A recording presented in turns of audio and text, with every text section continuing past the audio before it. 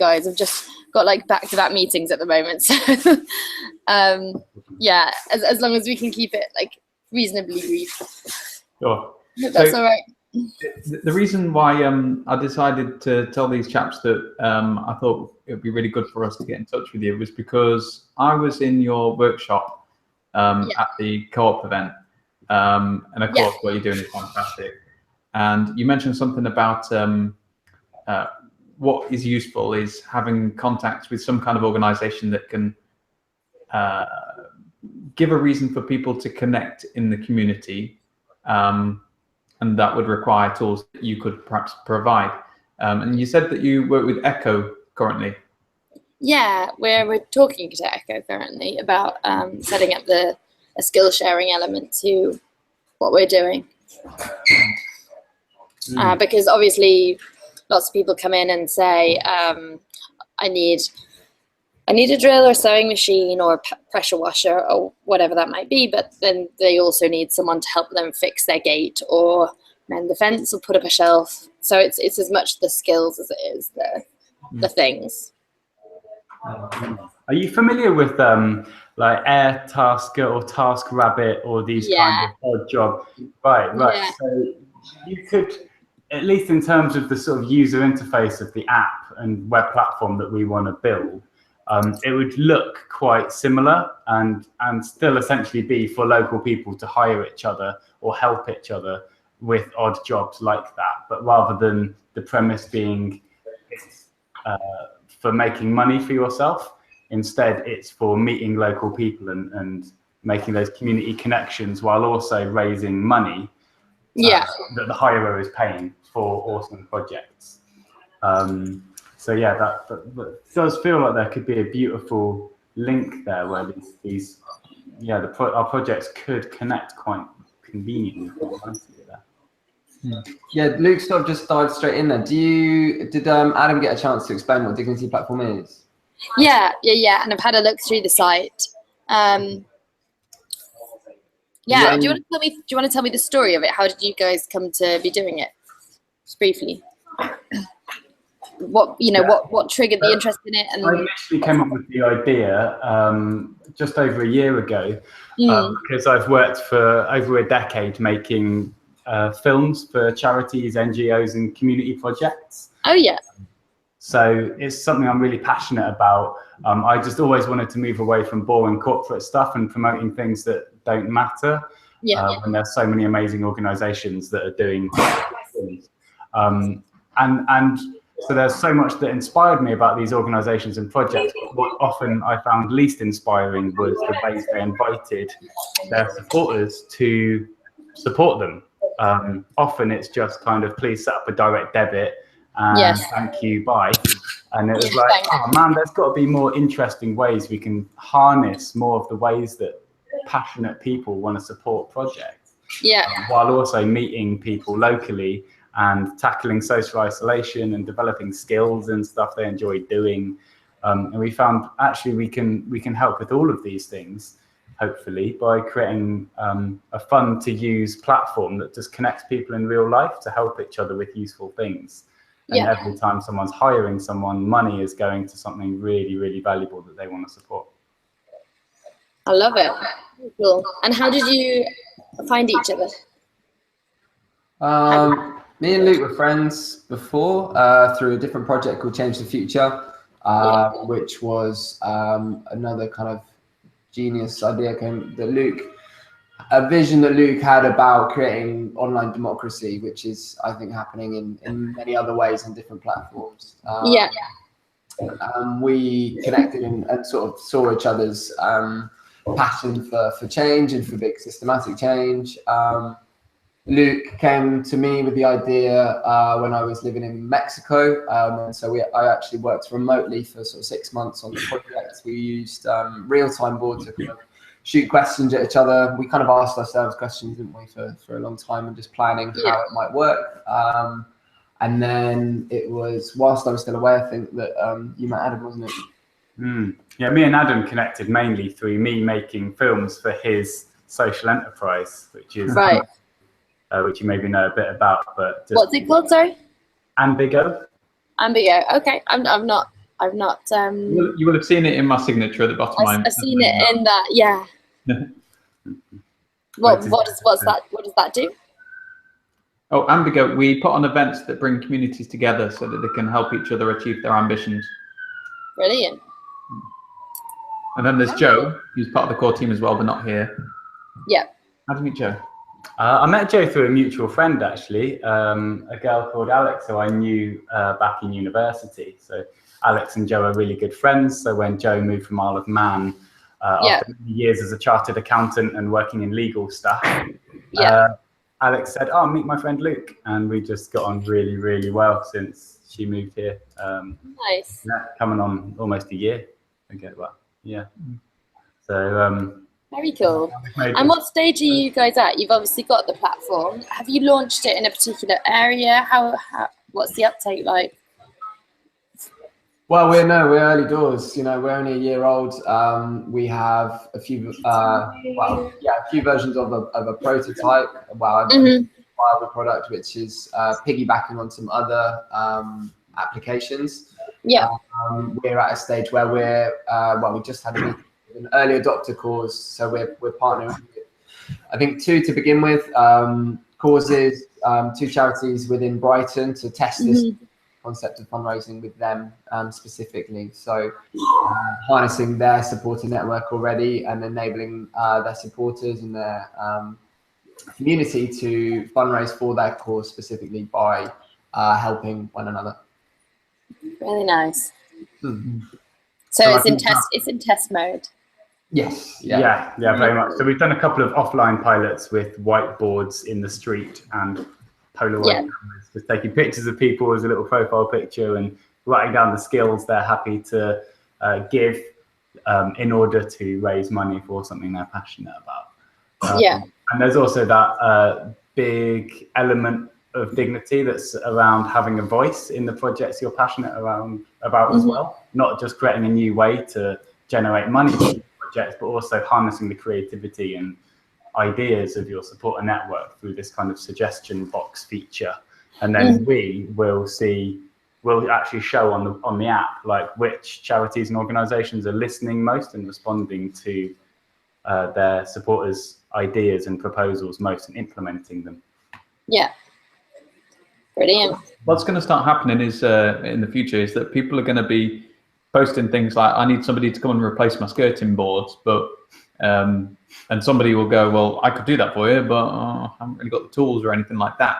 So it's kind of that kind of area where I was thinking there could be a useful link up that could be beneficial both ways. Actually, one of our first ever real user journeys we got from that no tech whiteboard pilot was a guy who met up with a young woman in Brighton to help with some gardening. He did some like hedge trimming and stuff for her. And yeah, so I don't know what equipment he used, but yeah, like it's exactly that kind of thing, like sort of some gardening work that actually it could be really nice to have some kit, could really make all the difference. What other ones we had? We've had like business consulting, and yeah, like for me doing photography or filmmaking, it could be really useful to hire a bit of extra like lighting or sound kit or that kind of thing. Yeah, absolutely. I can definitely see how it would link up. Just to give you some background as to where we're up to, we've been running piloting and testing for 2 years, but have actually only been trading for 8 months. So we're still relatively young and just building our team in one site in West Norwood in South London, working out what the right stock is, what the sort of profile of volunteer and ultimately staff member we want to have there, and working out what the business model is for an individual node. And at the same time, we've had requests from all over the country, sort of kind of an overwhelming number of them, really, saying, can we have a library of things here? Can you help us set one up there? And those range from everyone from like Dave on a street who's got like a little bit of kit that he wants to lend out, all the way to like big housing associations with lots of capital and resources who have a community hub and want to fill it with some interesting stuff. And so we know there's demand for them elsewhere. We've responded to that by saying, look, we don't want to just tell you what we've been doing and everyone to go off willy-nilly and like make very different libraries of things, which means that as a member you can't have some kind of coherent experience and, you know, go to pick up the GoPro when you're on holiday in Devon from your local library of things or whatever it is. And so we've said, look, why don't we start with a boot camp for 3 libraries of things, for 3 teams, and over the course of 3 weekends, sort of learn together what the best practice is for this model, how it works in different contexts, and the respective teams go off and test and pilot and build around these weekends to complement that in-person exchange and learning, if you like. We're building a toolkit which has everything from kind of the very practical health and safety processes and sourcing policy for the things, through to the kind of principles behind some of this. How do you best go about engaging local people in designing and building a library of things and community hubs more generally? Because we realise that for most people who are inquiring, actually the library of things is not the hub, but it's a Lego block within the community hub that complements things like skill sharing spaces and childcare co-ops and community cinemas and community kitchens and whatever else, you know, that particular space might be able to accommodate. So we're working with those 3 teams to develop and test the toolkit, but we are currently a fully volunteer-run team and have very little resource for anything new, other than like just trying to get the basic service working correctly. And so I'd say we're going to be in that stage for another 6 months to a year, and we've got an investment plan and stuff, but who knows when investment comes in, you know?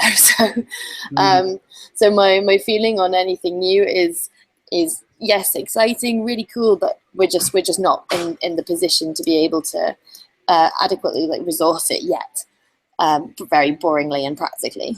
What if it was the other way around and we were able to help resource you by Library of Things being a cause that can generate a lot of funding through Dignity?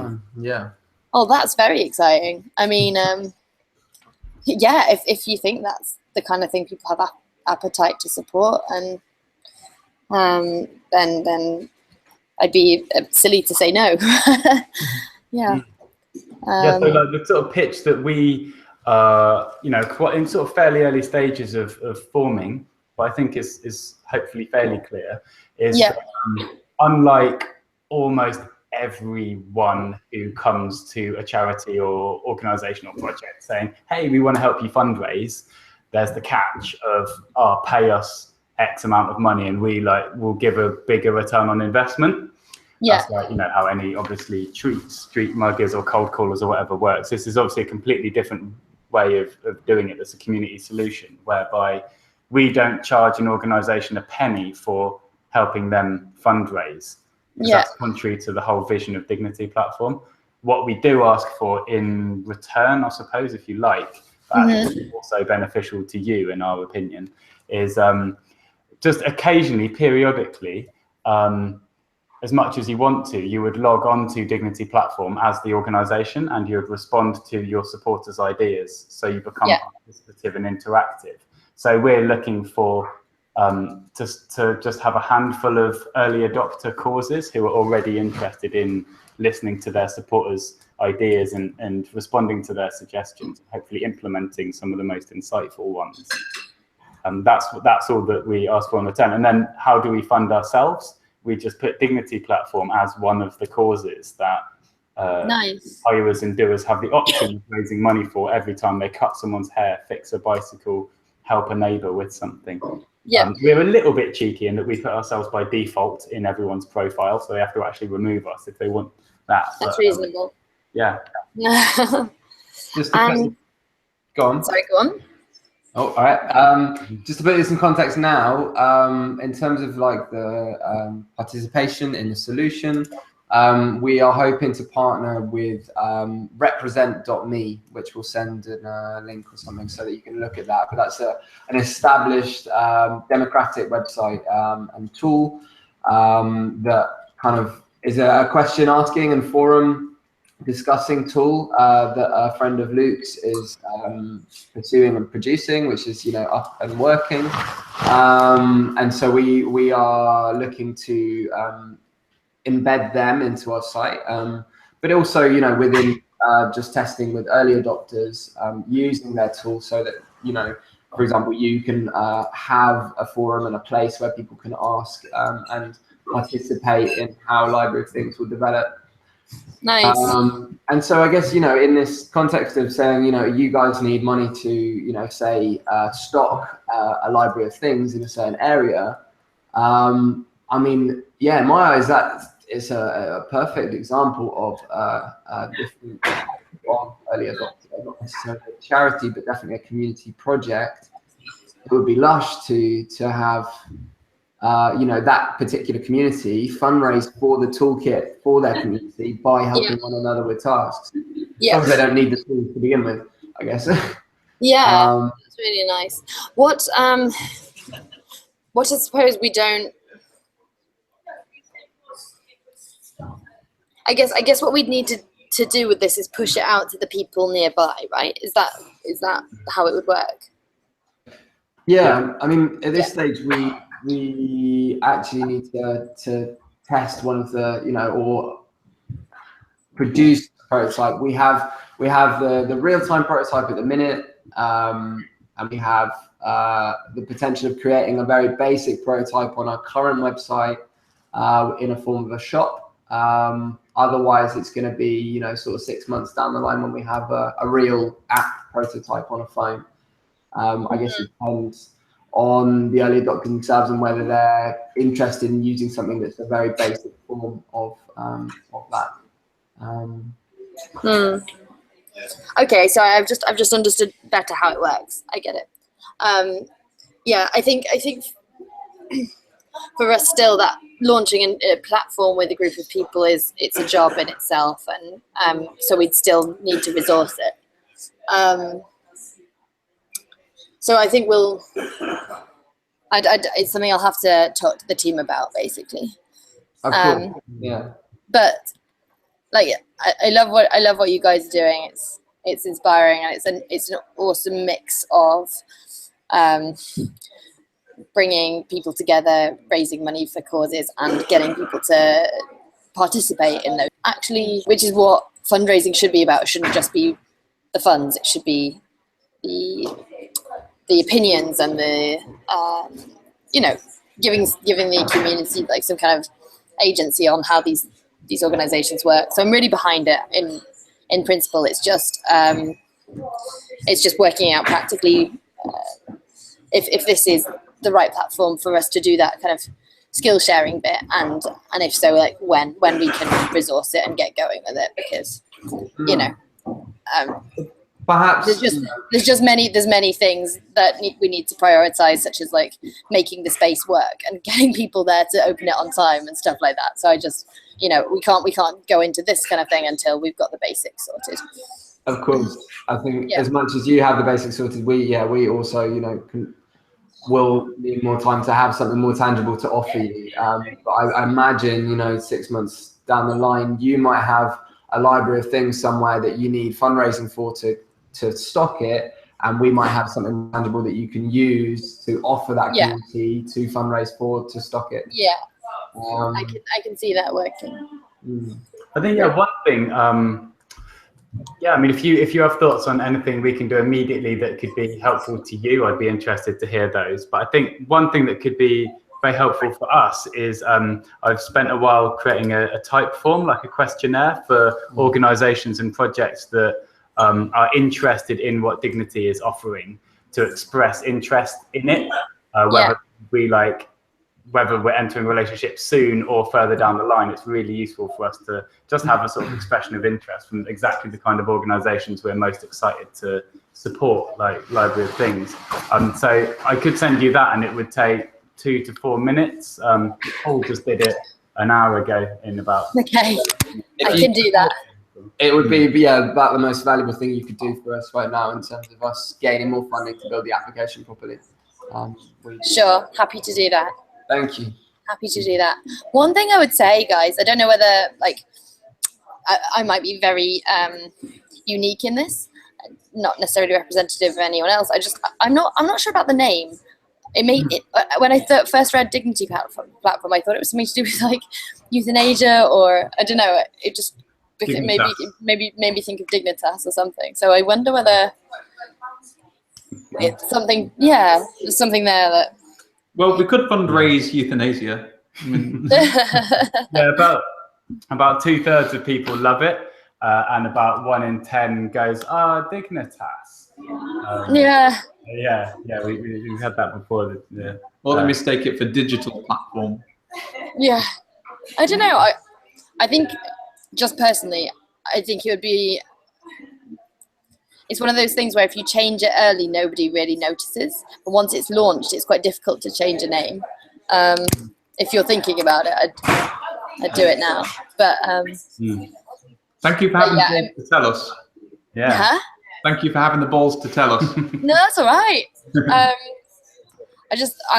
I appreciate hearing things like that when I'm making things. So, yeah. Yeah, same. Yeah. That's a very small part of what looks like a kick-ass project. So, Yeah. love it. Thank you. Send over the questionnaire. I'll fill that out, and let's chat again in 6 months or so. Okay. Sounds All good. right. Okay, Yeah, cool. lovely. All right. Thanks so much, Cheers. guys. Speak All the soon. best. Bye, guys. Bye. Bye.